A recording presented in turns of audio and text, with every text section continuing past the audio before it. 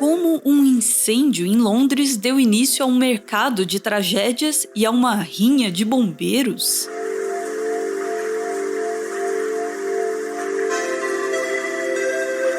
Aperta o número 1, liga. Ligou. E aperta o número 2. Puta vida! E agora pra desligar essa merda aí, meu? Bora, ligou! E agora desliga! Tá pegando fogo, bicho! Chama o bombeiro lá! Para apagar, você chama o corpo de bombeiros. Mas... Pois é, a invenção do seu Marcolino Pereira não deu muito certo. Por sorte, havia no estúdio uma equipe de bombeiros que apagou o fogo rapidamente e evitou uma tragédia. Quando você vê algo grande pegando fogo, como uma casa ou um carro, o primeiro pensamento que vem à sua cabeça é algo semelhante à célebre frase do Faustão: "Tá pegando fogo, bicho, chama o bombeiro lá." A não ser que você seja francês. Nesse caso, é bem provável que você mesmo tenha colocado fogo naquele carro que tava dando bobeira ali na rua. Mas houve um tempo bem maluco em que não existiam bombeiros profissionais. Houve um tempo ainda mais maluco, em que os bombeiros lutavam uns contra os outros, ao invés de lutar contra o fogo. No meio dessa bagunça aí é que surgiram as primeiras companhias de seguro. Tudo isso em meio a uma cidade inglesa devastada pelo fogo e pela praga.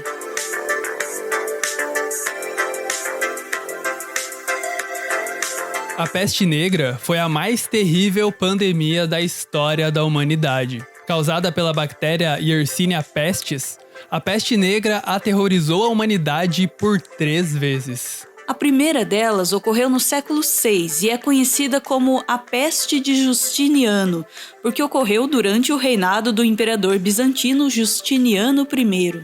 Em 2 séculos, a peste matou cerca de metade das pessoas que viviam no Mediterrâneo, aproximadamente 100 milhões de pessoas. É provável que essa primeira pandemia de peste negra tenha sido a principal causa da queda do Império Romano, embora isso não seja um consenso entre os historiadores. A segunda pandemia de peste negra chegou na Europa em 1347. Em 4 anos, a peste matou 1/3 da população europeia, aproximadamente 25 milhões de pessoas. A terceira pandemia de peste negra chegou na Ásia no século XIX e matou cerca de 15 milhões de pessoas, sendo 10 milhões só na Índia. Mas o cenário dessa história é a Terra da Rainha. Em 1665, ocorreu um dos maiores surtos de peste negra da história da Inglaterra. Esse surto ficou conhecido como a Grande Peste de 1665. Só em Londres, mais de 100 mil pessoas morreram. O pico da doença ocorreu em setembro daquele ano, quando mais de 7 mil londrinos morreram em uma semana. Os londrinos que sobreviveram à Grande Peste de 1665 imaginaram que o ano de 1666 seria melhor. O que eles não imaginaram é que uma outra grande tragédia atingiria a cidade.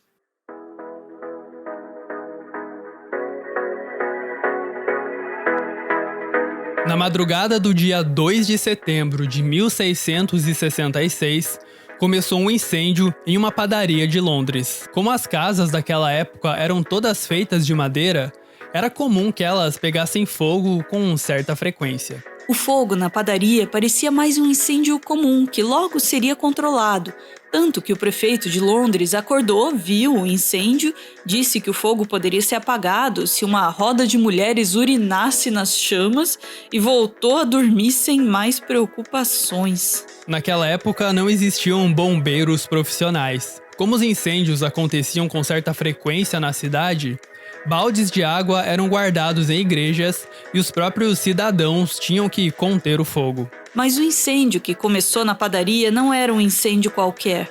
O verão daquele ano tinha sido mais quente e mais seco que o normal. Ventava muito no dia do incêndio.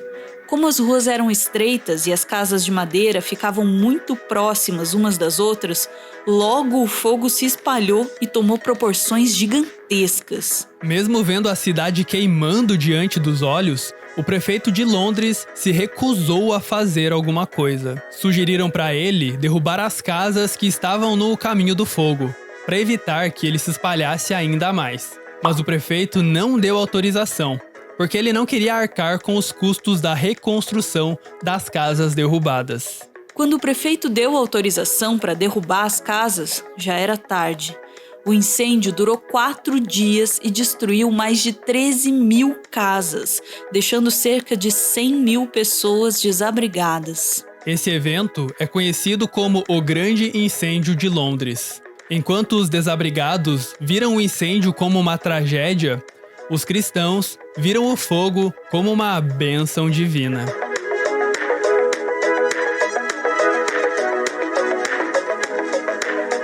Em uma espetacular coincidência, a peste negra parece ter ido embora junto com as chamas.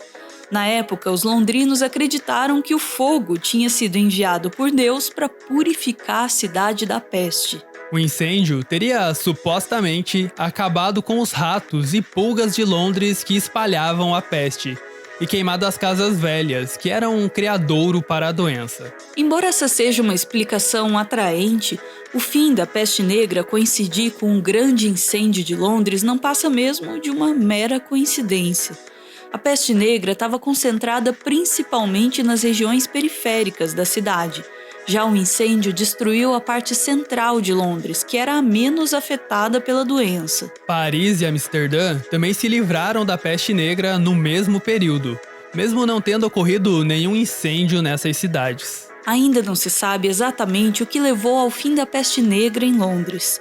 9 meses antes do incêndio, as mortes pela doença já começavam a cair. O mais provável é que o fim da peste foi resultado do curso natural da doença em conjunto com melhores medidas de higiene da população. Depois do incêndio, grande parte de Londres precisou ser reconstruída. Estima-se que o incêndio causou um dano material de 10 milhões de libras na época, algo em torno de $1,5 bilhão atualmente.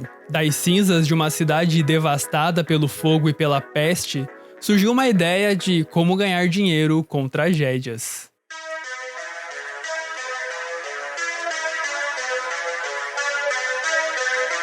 Esse é Nicolas. Se Jesus Cristo não tivesse morrido por Tito, teria sido condenado Barbon. Sério, esse era o nome de batismo do cara, que por motivos óbvios preferia ser chamado apenas de Nicolas Barbon. Nicolas Barbon é lembrado hoje entre os economistas como um dos primeiros defensores do livre mercado. Barbon acreditava que os recursos da natureza eram infinitos.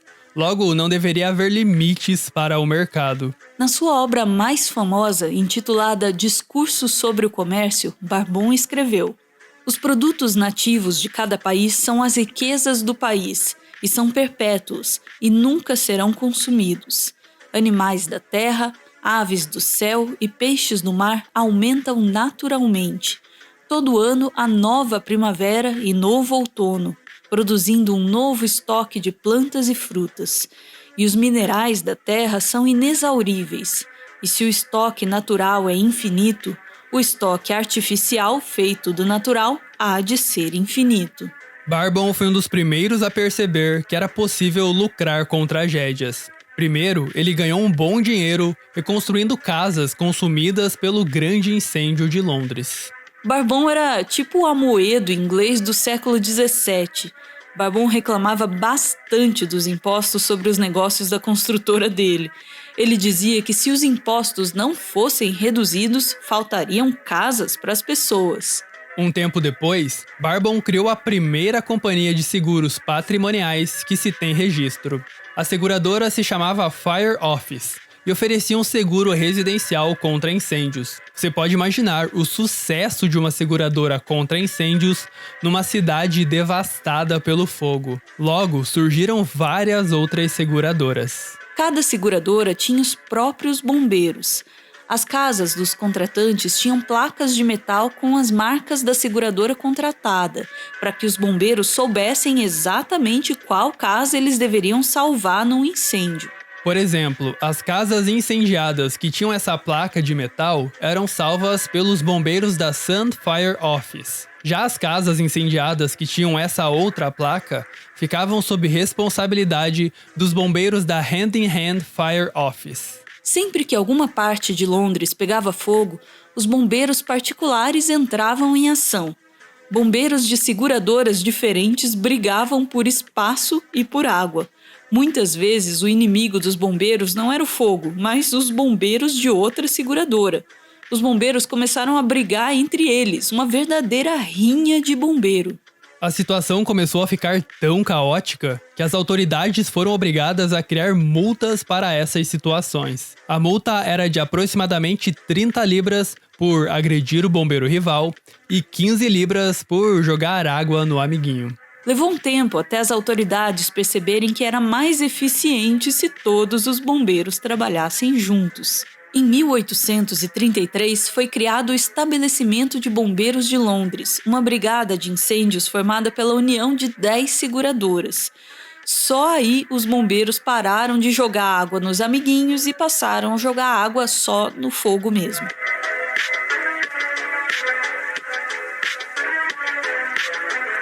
Um dos motivos que levou o grande incêndio de Londres a se espalhar tão rápido foi o clima. O verão londrino de 1666 foi mais quente e mais seco que o normal. Graças às mudanças climáticas, incêndios causados por verões mais quentes e secos têm se tornado cada vez mais comuns e mais devastadores. Os grandes incêndios na Califórnia são bons exemplos disso. Na Califórnia, bilionários constroem mansões justamente nas áreas mais vulneráveis a esses incêndios. 11 milhões de pessoas na Califórnia moram em casas classificadas como tendo um risco muito alto ou extremo de serem atingidas por um incêndio. Para não sair no prejuízo, as seguradoras têm negado cobertura a essas propriedades localizadas em zonas de alto risco. A saída que os bilionários encontraram foi contratar serviços de bombeiros privados, que obviamente se preocupam única e exclusivamente com as casas dos patrões que contrataram eles. Em 2018, um dos grandes incêndios na cidade de Hidden Hills, na Califórnia, começou a destruir a mansão de Kim Kardashian e Kanye West, que contaram com a ajuda de bombeiros privados. De acordo com Kardashian, ela mesma pediu para que os bombeiros privados controlassem o fogo de toda a vizinhança, não só da mansão deles. Mas a história contada pelos moradores da vizinhança e pelo prefeito de Hidden Hills é bem diferente. Os bombeiros particulares teriam chegado lá só quando o incêndio se tornou uma ameaça para a mansão da Kardashian e do Kanye West. Os bombeiros pulverizaram um retardante de chamas na mansão e foram embora. O esperado é que nos próximos anos os incêndios se tornem mais frequentes. Como consequência, devem surgir mais companhias de bombeiros privados. Nicholas Barbon estava certo em uma coisa. Por mais cruel que isso seja, é possível ganhar dinheiro com tragédias. Mas ele estava muito errado em outra. Os recursos naturais do nosso planeta não são infinitos. Muitos deles estão se tornando cinzas na frente dos nossos olhos. O mercado de tragédias não é um negócio sustentável.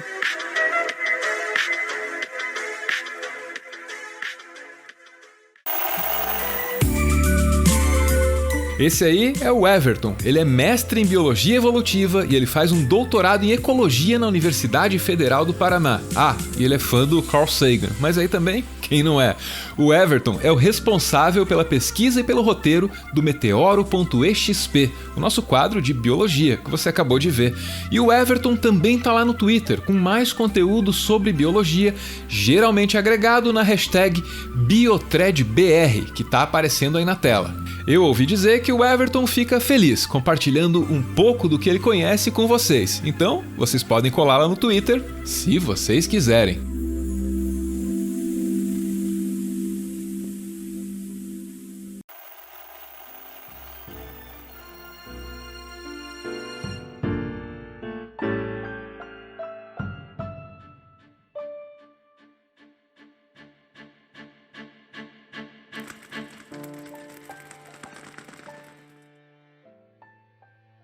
Muito obrigada por ver esse vídeo até o final.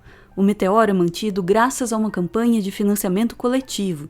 Quem participa aparece aqui no finalzinho para receber o nosso agradecimento e mandar o seu recado de amor. Hoje a gente vê aí o Maicon e a Vitória. A Vitória fez aniversário no dia 16 de janeiro e hoje ganha do Maicon a mensagem que segue. Vitória, minha digníssima, feliz aniversário. Te desejo toda a felicidade do mundo. Você é a paz da minha guerra. Beijos do seu maior admirador e companheiro, Maicon. Beijo, gente. Tchau!